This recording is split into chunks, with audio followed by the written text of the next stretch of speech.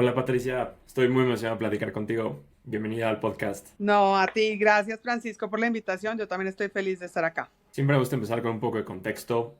¿Cómo nace Ewa Capital? Bueno, EWA Capital nace realmente de Monte Nazca, Colombia. Realmente, te cuento, nosotros arrancamos en el 2015, Monte Nazca, Colombia, un poco, digamos, de lo que venía en ese momento Monte Nazca, México, Monte Nazca, Chile, Monte Nazca, Colombia. Y digamos, yo creo que en un principio, pues porque es muchas de las cosas que la gente me pregunta, como, hey, ¿qué pasó con Monte Nazca? Eh, yo creo que en ese momento todo en la teoría estaba buenísimo, pero en la práctica era mucho más difícil. Si te acuerdas, en el 2015, pues nadie todavía estaba hablando de plataformas regionales. Sabes, México miraba mucho México y seguramente Estados Unidos. Colombia estaba mucho menos desarrollada y mirábamos solamente Colombia. Chile, pues por toda la parte de Corfo, miraba solo Chile.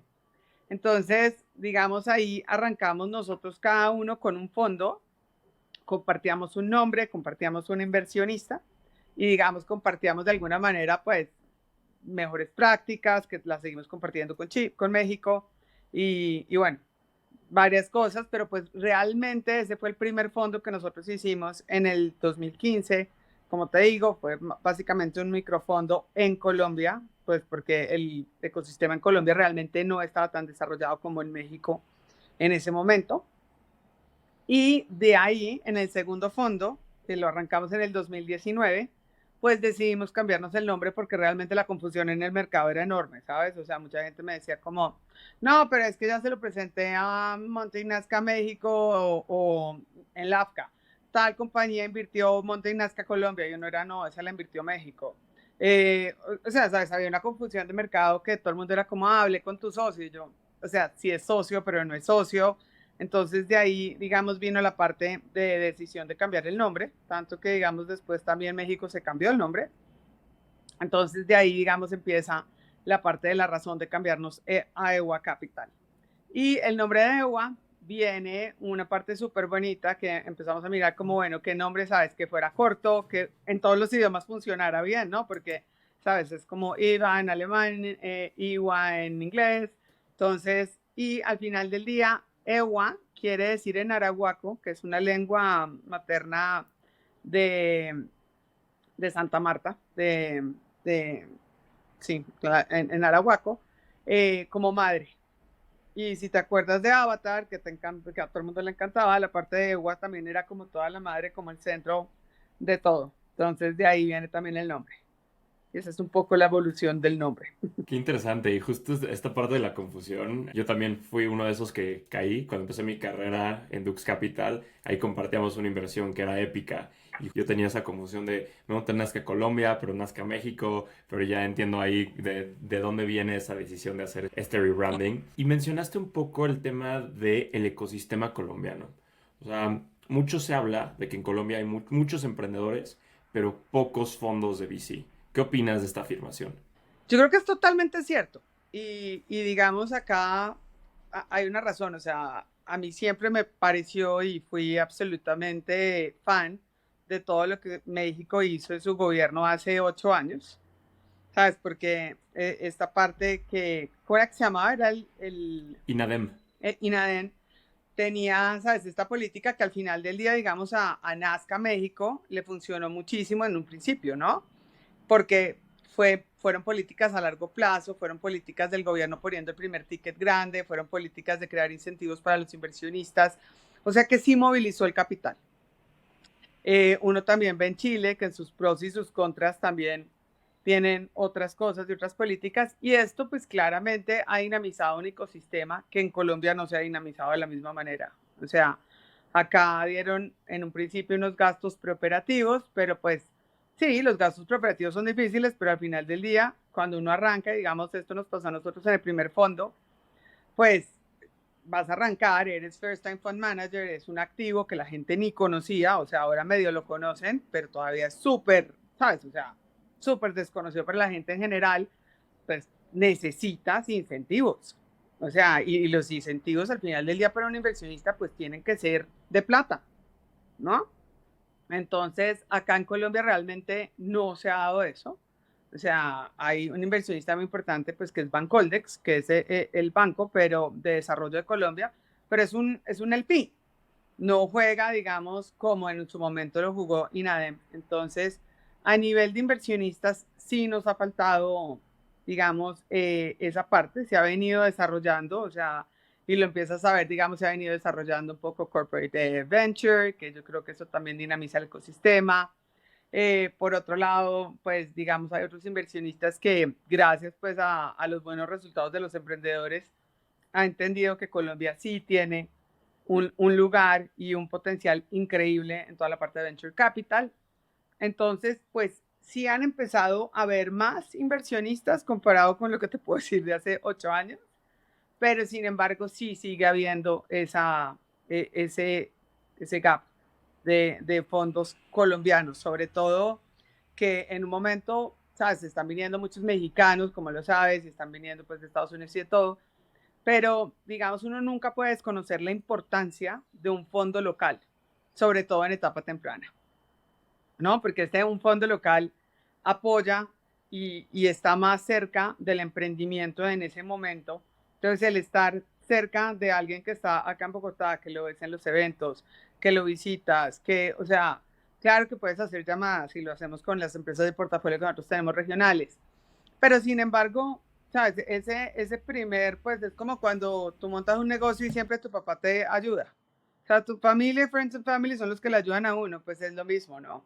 Aquí también debería existir lo mismo. Entonces, sí es algo que ha sido difícil desarrollar en Colombia. Totalmente de acuerdo con lo que dices y creo que el gobierno, digamos, esta iniciativa pública es fundamental para el desarrollo del ecosistema. Pero Patricia, si te pregunto, ¿qué específicamente, o sea, qué tres iniciativas viniendo desde el lado privado crees que ayuden a fomentar este desarrollo del ecosistema colombiano a nivel fondos, ¿no? ¿Qué le hace falta para que se desarrolle? Mira, yo creo que, digamos, primero, si uno quisiera que los fondos fueran colombianos, cosa que tampoco está pasando en México y que tampoco está pasando en ninguna parte, al final del día todos estamos en vehículos americanos o vehículos canadienses, creo que la legislación debería ir acorde a donde va el mundo y no poner unas cosas trabas como super custom made del país, pues porque eso simplemente hace que los vehículos se creen afuera. Y es una realidad entonces al que sea todo tan complicado y todo tan regulado y no pensando, digamos, hacia dónde va el mundo, que yo siempre pienso eso, ¿no? Sabes, como que el mundo va abierto y nosotros estamos tratando de regular cada centavo. O sea, muy complicado. Esa es una parte, pero la principal al final en cualquier fondo de capital privado, ¿cuál es? Fundraising. O sea, porque la gestión la sabemos hacer, las oportunidades de inversión están en toda Latinoamérica, fundraising, y yo creo que esa parte que te digo del ticket más grande que lo ponga, o sea, y digamos, otra vez volvemos a la parte de INADEM, ellos ponían el primer ticket, entonces atraían ya, o sea, sabes, ya como que tú decías, Enicia, es un fondo de 15 millones y ya me pidieron 4, pucha, o sea, ya estoy, ya voy y me consigo otros 2 y ya estoy en el, ¿sabes? 40, 50%, pero acá, digamos, a nosotros nos costó 2 años salir a conseguirnos el primer inversionista ancla. Entonces, y dos, digamos, la política, lo que estamos hablando, o sea, las políticas, digamos, a veces se piensan de startups y uno dice, sí, pero ese no se te olvide quién le da vida a la startup, el inversionista. Entonces, si le hicieras una parte, que es lo que pasó, digamos, en Israel, y es como lo que yo siempre digo, ¿no? Tampoco es que me estoy inventando la última Coca-Cola del desierto. O sea, no es verdad. Esto ya se lo inventaron otros. Simplemente siéntese y mire, pero claro, incentivos a los inversionistas en cuanto a capital, en cuanto a bajarle la impuestos. Siempre la vida va hacia impuestos. Si le vas a dar unos beneficios tributarios a los inversionistas, estoy segura que se movería mucho más el capital. Y simplificarlo también hacia los inversionistas. O sea, y digamos, volvemos a poner el ejemplo de México, hacia los inversionistas de fondos de capital privado. Porque hay un estudio que nosotros hacíamos y esto lo miramos muchísimo, es como cuánto dinamiza el ecosistema la inversión por medio de fondos de capital privado comparado a dinamizarlo directamente a una startup. Y esto tienes 20 veces mucho más que tú dinamizas y lo que puedes hacer a través de un fondo de capital privado. ¿Me entiendes? Entonces, los gobiernos por alguna razón les interesa más, digamos, yo creo que políticamente decir cómo ayudamos a tantos emprendimientos y ayudamos a tantas cosas. Y uno dice, sí, ¿cuántos de esos emprendimientos siguieron? ¿Sabes? Si son successful y qué hicieron y qué están pasando ahorita. A nadie quiere, esa respuesta nadie quiere contestarla porque los resultados no son buenos. Mientras que si tú realmente dijeras, dinamicémoslo a través de los fondos de capital privado, pues sí podrías tener una respuesta a esto y un poco la parte del Smart Capital que siempre hemos dicho, ¿no? En etapa temprana, y como decía antes, no es solamente poner el capital. En etapa temprana, al final del día, lo que tú ofreces es un acompañamiento desde psicológico hasta financiero, hasta de networking, hasta todo lo que tú quieras que le damos nosotros a las startups, pues porque este no es un camino fácil. No es un camino fácil y es una maratón. No es algo como cuando tú entras y a veces ves una parte que son muy importantes los inversionistas directos, claro que sí, pero ellos juegan en un short limit, ¿sí me entiendes? Porque muy poca gente hace maratones, o sea, todo el mundo corre los 100 metros rapidito y uff, pero cuando tú dices, bueno, vas a acompañar a una empresa 8 años y durante 3 veces al mes te vas a reunir con ellos y vas a ayudarles a resolver problemas y vas a estar con ellos en las buenas y las malas y vas, uy, 8 años, te juro que 8 a 10 años, ¿no? Porque 8 estamos hablando de lo que te va bien, o sea, estás hablando de 10, 11 años. Entonces, esta parte no es como, muchas veces yo veo a todo el mundo como, uy, súper emocionado por invertir. Sí, invertir no te voy a decir, invertir es el mejor momento. Más difícil es siga, acompañe, genere valor y salga. Ahí sí está la dificultad. Y ahí es la parte que yo creo que los fondos de capital privado hacen totalmente una diferencia. Súper interesante. ¿Cómo crees que los fondos, y desde tu perspectiva, desde EWA, cómo agregas valor a las startups? O sea, en mi cabeza creo que hay cuatro maneras que puedes agregar valor a las startups. Una es con el hiring, otra es ayudándolos a levantar una siguiente ronda, otra es en la parte de conectando los corporativos y otra es la parte de potenciales clientes. Pero específicamente, ¿qué crees que es el mayor valor agregado de un fondo de VC hacia una startup? Bueno, yo creo que obviamente si se lo preguntara siempre a los emprendedores, lo que más quieren es capital, ¿no? O sea, es como cuando me preguntas a mí qué necesitas, yo no capital. O sea, esta es la respuesta de todos. Entonces, claramente sí, ayudar con este networking de coinversionistas y traer nuevo capital y ayudarlos a estar listos para la siguiente ronda y, ¿sabes? Y ayudarlos a estar listos para mí viene mucho más allá de simplemente un pitch y un deck. Viene desde empezar también a arreglar el gobierno corporativo, a crear unas políticas claras. O sea, la mayoría de las startups, si uno no los culpa, pues estás es como todo el día corriendo para no morir, para crecer, para hacer, para vender, y pues nadie tiene tiempo de sentarse a mirar el data room y, Dios, todo esto me lo piden. Y entonces es cuando es la parte de concientizar y decir, no es todo esto me lo piden. Al final del día, si te sentaras 2 segunditos, es algo que no debería, o sea, que al final del día deberías tenerlo para entender dónde estás parado. Esas es como las cosas. Entonces, para mí, digamos, desde EWA nosotros tenemos una parte muy importante y es, uno, aprendimos desde el fondo 1 a agregar valor en networking y a través, digamos, de nuestros inversionistas y en nuestras conexiones.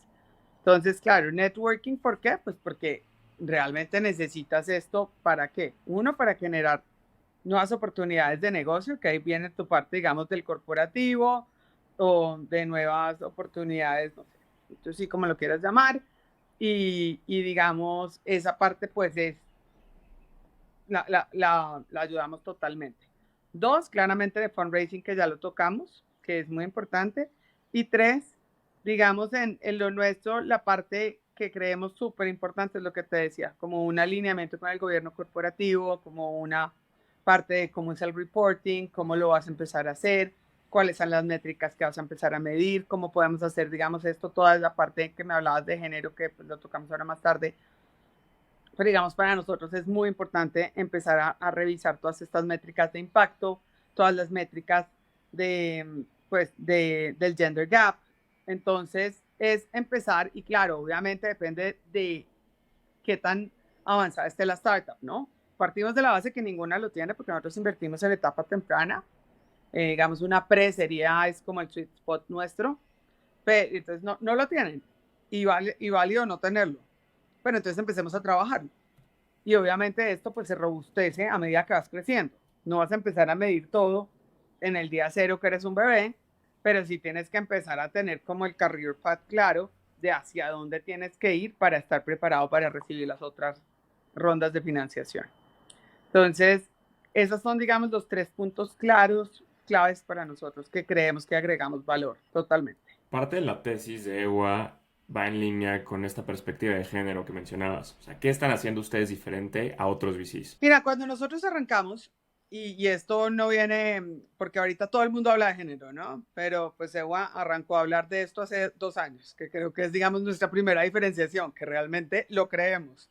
No es moda como de alguna manera uno lo puede ver en otros. Para nosotros, digamos, lo primero que veíamos es como cuántos fondos son lead by woman en el mundo. Ni siquiera tienes que ponerte en Latinoamérica. En el mundo, muy pocos. En Latinoamérica, los podemos contar en esta mano. Entonces, arrancas diciendo como, venga, es un mundo que realmente está lleno de hombres. Y esa es una realidad. O sea, simplemente ya como que la fundadora y la managing director sea una mujer, pues ya está algo diferente. Y muchas veces mucha gente me decía, oye, ¿y crees que te ha costado más levantarte el fondo por eso? Y uno dice, pues sabes que no me ha puesto a pensarlo, pero seguramente sí. Y empiezas a estudiar por qué todo esto y diferentes documentos. Entonces, digamos, de los diferentes documentos que uno leía, habían varias cosas que estaban en lo mismo, ¿no? O sea, como, oiga, para ver que más mujeres, digamos, reciban capital desde las startups, o sea, que sean female founders y de todo, pues necesitamos más mujeres que tomen decisiones de inversión. Y eso aplica también para mis inversionistas. O sea, ¿me entiendes? Esto es una cascada. Y así fue diseñado EWA. Entonces salimos a mirar y yo decía, bueno, female founders de fondos invisibles. O sea, ahora todo el mundo está trayendo equipos, pero pues una cosa es cuando te traen al equipo y qué porcentaje tienes del equipo, ¿no? Porque también lo ves a toda escala como, sí, pero no toma decisiones, no tiene un porcentaje grande, o sea, no es un manager. Entonces, esa parte, digamos, empezamos y dijimos, vale, eso es un pedazo. 2, entonces, ¿cómo sería la tesis de inversión? Entonces, pusimos 40% del fondo que se invierta en startups donde hayan mujeres que sean cofundadoras. Entonces, ¿por qué no solo mujeres fundadoras? Porque estaba complicado y nos sentamos a analizar qué es lo que habíamos visto durante los 4 años, 5 años que hemos hecho con Nazca y realmente empresas fundadas y manejadas solo por mujeres, pues es muy difícil y además que dentro de toda la parte de EWA nosotros no, como te digo, no creemos en la parte, digamos, de solo hombres y solo mujeres. O sea, para nosotros es como, oiga, lo que necesitamos acá es un diversity a todo nivel dentro de los equipos, dentro de la sociedad, dentro de todo. Entonces, si simplemente nos volvemos feministas, pues al final del día vamos a tener es un lío, ¿no? O sea, vas a cambiar un problema por otro, lo cual no se debería tener. Entonces, de ahí es, digamos, la parte de mujeres co-founders, pero ¿qué quieren decir mujeres co-founders? Otra vez, que mínimo tengan el 30% de participación del equipo. ¿Y por qué el 30%? Porque todos los documentos que uno se lee y todo dicen, oiga, cuando usted tiene el 30% de participación, usted sí tiene voz. Con menos, pues, tiene participación, pero no es tan relevante. O donde hayan mujeres que estén en el C-level o en los cargos directivos, juntas directivas. ¿Y cuál es la razón de esto? Pues creemos que, digamos, cuando ya hay un porcentaje importante de mujeres dentro de los cargos directivos, normalmente ya hay una conciencia de la importancia de la diversidad en los equipos. y el valor que esto genera, ¿no? Porque al final, si tú te puedes mirar hace, no sé, 5 años, los equipos eran como mi amigo, mi mejor amigo, mi otro mejor amigo y mi otro mejor amigo. No, pues, oye, súper chévere que se conocen hace mucho tiempo, pero ¿qué complemento trae uno del otro? Si al final, si a mí me pones a hacer algo con mi mejor amiga, es que ya ni peleamos, ¿sabes? O sea, porque ya es como, uy, déjala hacer. O sea, a ver, esa pelea se la dejo ganar porque ya sé que ella quiere eso y ella me deja ganar otras y, o sea, sabes, ahí no hay ninguna generación de valor de cuestionarse porque primero nacimos en lo mismo, vimos juntas, fuimos al colegio, fuimos a la universidad, somos mejores amigos, nuestros hijos están juntos, pues, o sea, realmente pensamos igual o muy parecido. Y en lo que no vamos a Totalmente. jugar, entonces, esa es, digamos, la parte que nosotros veíamos como si ya estás trayendo a otro tipo de gente, pues ya estás pensando de otra manera. O que el cliente final sean mujeres, más del 60%. Y la razón de esta, pues viene mucho más también, digamos, el desconocimiento dentro de las organizaciones de entender el poder de compra de las mujeres, ¿sabes? O sea, el 70% de la decisión de la compra en los hogares en Latinoamérica lo toman las mujeres. Pero todo está como focus hacia los hombres. Entonces, había una empresa en Colombia que era de ropa interior femenina y la junta directiva eran mujeres, eran hombres, perdón, todas.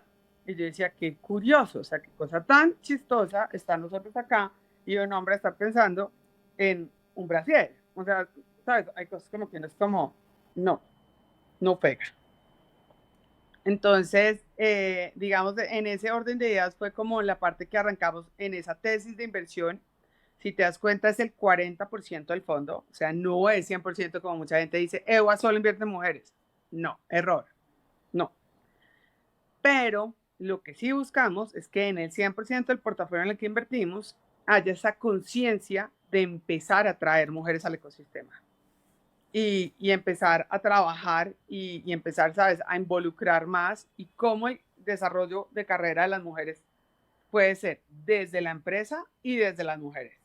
Porque también hay una parte de empoderamiento que nos falta y que yo siempre digo que las más machistas también somos las mujeres, ¿sabes? O sea, porque al final muchos son como, no, es que yo no quiero más responsabilidades porque, y casi todo el mundo empieza en la parte de sacrificar a mi familia. Esa es una palabra que le encanta a las mujeres. Sacrificar a la familia. Y yo digo, pero ¿por qué tan negativo? O sea, sacrificar ya es como, o sea, connotación perversamente mala. Yo estoy acá sentada hablando contigo, estoy sacrificando el tiempo con mis hijos. Uf, fuerte, ¿no? Entonces uno dice, Bastante. pues no entiendo por qué dices eso. O Patricia, sea, al final del día, uno lo que sí debería buscar y poder hacer es, ¿sabes? O sea, generar un balance. Y el balance tampoco es que exista así perfecto como todo el mundo lo pone, porque pues sí, a todos nos encantaría. Pero dentro de todo es como, bueno, si tú no quieres, pero que no te quedes en el nivel 3 de la organización porque te sientas que ahí te pusieron, sino pues porque yo quise, y si yo quiero, pues yo quiero, y listo, chuleado. Pero no como no tuve todas las oportunidades para crecer en la organización.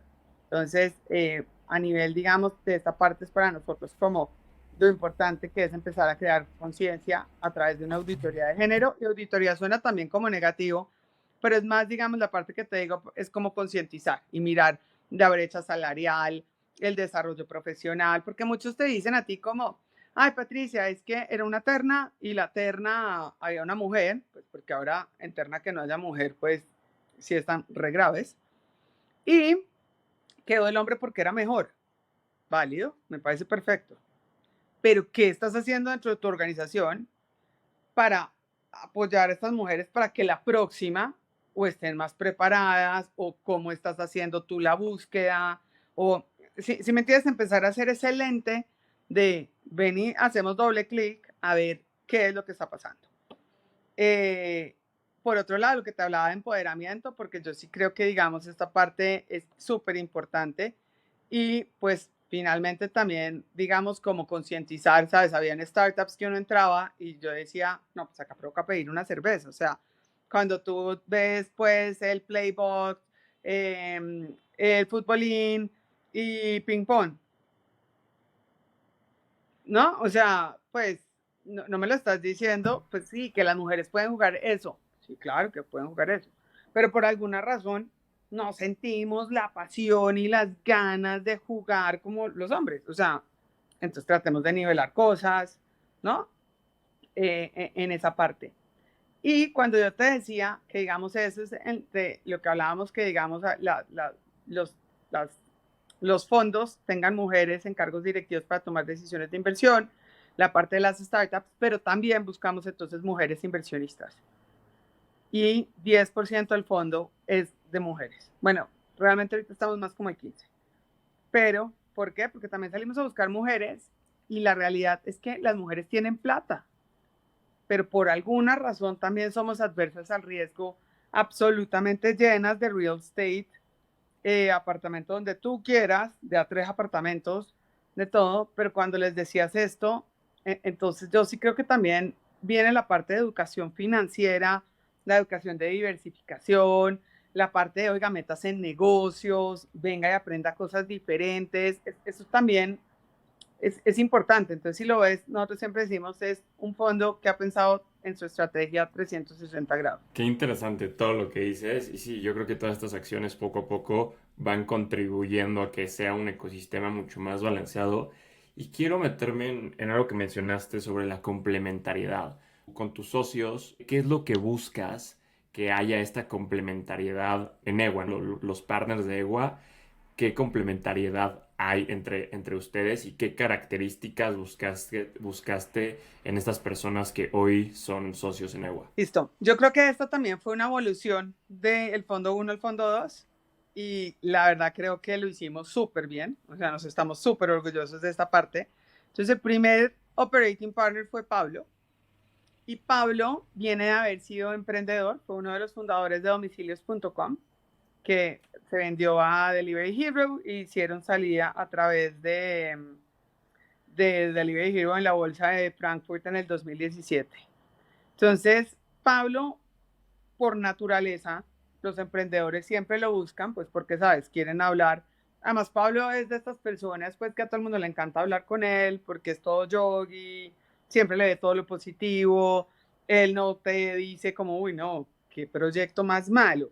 Él es no, pero si le das la vuelta, de pronto así no es. O sea, entonces tiene este don de gente increíble.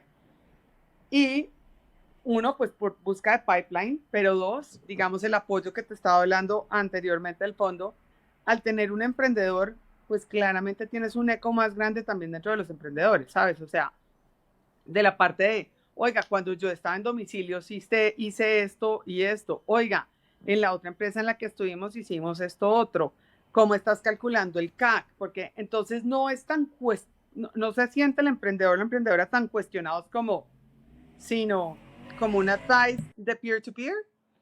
Entonces, esta parte es Pablo. Después vino Melissa.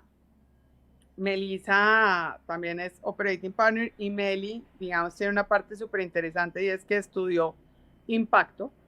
Entonces, estudió pues toda la maestría de impacto, lleva 7 años invirtiendo en inversiones de impacto. Entonces, para nosotros, digamos lo que yo te decía, que es súper importante empezar a organizar las empresas en las que invertimos en todo, ¿sabes? Como cuál es tu theory of change, qué es lo que vas a empezar a medir, cómo lo vamos a hacer, cómo podrías empezar a pensar un poco más de esta manera. Entonces, Melissa, digamos, en esa parte es súper buena y organizada. Después está Víctor Muñoz. Víctor viene de haber trabajado toda la vida en tecnología, ha vendido y ha estado en todos los sectores que tú quieras. O sea, a mí me parece muy chistoso porque cada vez que habla es como, cuando yo trabajé en tal empresa estaba en educación, cuando yo trabajé en tal empresa estaba en pagos masivos, cuando yo trabajé en tal empresa estaba en BPOs. O sea, es como Google. Eh, y trabajó en el último gobierno en Colombia y manejó todo lo de la transformación digital. Entonces, es una persona que, digamos, como te digo, tiene conocimiento súper tecnológico, que creo que es una parte bien importante en toda la parte, digamos, tecnológica. conoce demasiado la reglamentación por todo su background, entonces a veces eso nos falta a veces de pensarlo cuando uno hace, ¿sabes? Cuando uno está como fondo, uno está viendo y uno dice, uy, sí, súper chévere la startup y esto, y después él dice, venga, pero usted ha visto que en el último plan de desarrollo está el gobierno hablando de esta cosa, de pronto no es así, y entonces nos da una visión mucho más aterrizada de ese tema.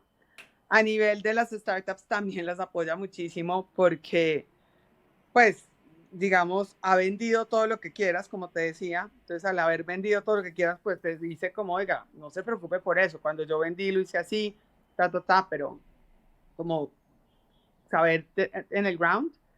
Y por último es Carlos Fernández de la Pradilla, que él viene de haber trabajado en Private Equity y después estuvo en Polymath, que seguramente lo conoces, y hizo toda la parte de Venture Builder. Entonces, Carlos ha trabajado desde las startups como inversionista, pero arremangado totalmente. También con un know-how increíble en muchas industrias, entonces ha visto demasiado. Entonces, en la parte, digamos, del pipeline es increíble como su análisis, digamos, mucho más financiero. También es, digamos, el que maneja todo el crisis management total, o sea, porque también es como, ven y ya hablaste con esta otra persona, ¿y por qué no le damos la vuelta por este lado? ¿Por qué no le damos la vuelta por el otro? Entonces también tiene como, y así, ese es el equipo y de ahí es donde te das cuenta que pues es un equipo que todo el mundo piensa diferente y eso es lo absolutamente enriquecedor de EWA. Sí, totalmente. Y se alinea justo con lo que dices, ¿no? Con lo que tú buscas en una startup que sean complementarios, pero yo también como fondo soy complementario y también aplica para la parte mucho del equipo, ¿no? En los fondos y en las startups, porque muchos VCs, el equipo es lo más importante, pero pues tu VC también tienes que tener un súper equipo, si no estás contradiciéndote un poquito con lo que estás diciendo. Y sí, totalmente de acuerdo. Patricia, ¿qué sabes hoy que te hubiera gustado saber cuando empezaste a invertir? Uy, qué buena pregunta. Uy, todo. O sea, sabes, es que yo creo que la parte más importante es como que de pronto ver todo más macro. O sea, si me entiendes, de pronto cuando arrancas a invertir la primera vez, ves como simplemente lo que está enfrente tuyo. Hoy, con todo lo que sabes, entonces sabes coger de esto que le pasó a esta empresa, esto que la otra, esto, conocer a los emprendedores. O sea, al final la experiencia, la experiencia es todo, ¿no? ¿Sí me entiendes? Entonces, sí creo que digamos, ver todo más overall. También creo que, digamos, al principio, pues uno no veía hacia dónde podían ir a las startups tan grandes, ¿no? ¿Sí me entiendes? O sea, eh, pues en el 2016 sí pensábamos en grande, pero en ese momento pensábamos en grande, pero esto pensamos en súper grande. Eh, entonces, creo que eso. Dos, muchas cosas que la gente me decía, pero creo que a veces la gente no es tan directa. Digamos, yo soy súper directa y, y te voy diciendo y si no me entendiste, entonces te repito. A veces la gente te manda hints y como que después de que cometes los errores, es que dices, claro, esa persona lo que me estaba tratando de decir era esto, pero pucha, no me lo dijo así o si no lo hubiera cogido. Entonces de pronto oír más a la otra gente, tener esa capacidad de coger cuando la gente no te lo dice así como, mira, Fran, haz esto y esto, más escuchar. ¿Cómo sabes cuándo filtrar sobre de quién sí tomas los consejos y sobre quién no? Ay, yo creo que al final del día viene de dónde viene la gente, ¿no? Pero yo creo que también al final debes escuchar a todo el mundo, porque yo sí creo que, como alguien decía, desde el más que puedes subestimar a que es tonto, a que otro que es el que más estás como, ¿sabes? Glorificando porque es el más top de la vida. Todo el mundo te enseña algo y todo el mundo, o sea, tú verás qué coges y qué no coges, pero vale la pena oír a todo el mundo. Llegamos a la parte final de la entrevista. Te voy a hacer unas últimas preguntas donde te pido que la respuesta sea lo más breve posible. ¿Preparada? Dale. ¿Cuáles son las tendencias que más te emocionan como inversionista? Educación y toda la parte de energía y manejo de basuras. ¿Qué harías para fomentar las inversiones en los fondos de VC en la TAM? Absolutamente la parte de impuestos, beneficios tributarios, ¿Generalista o especialista? generalista. ¿Qué consejo le darías a una first time fund manager? Claridad mental, o sea, que esté súper organizada en su claridad mental para poder sacar las cosas adelante. Por último, ¿cómo ves a EWA dentro de 5 años? Fondo top número 1, destacado en la parte de inversión de género y como un referente para toda la parte de inversión de género en los países hispanohablantes. Patricia, disfruté muchísimo platicar contigo. Muchísimas felicidades por todo lo que has hecho desde EWA y antes Mountain Nazca, por el ecosistema, todo este tema de la perspectiva de género. Súper, súper interesante la plática y muchas gracias por el tiempo. Gracias a ti por la invitación.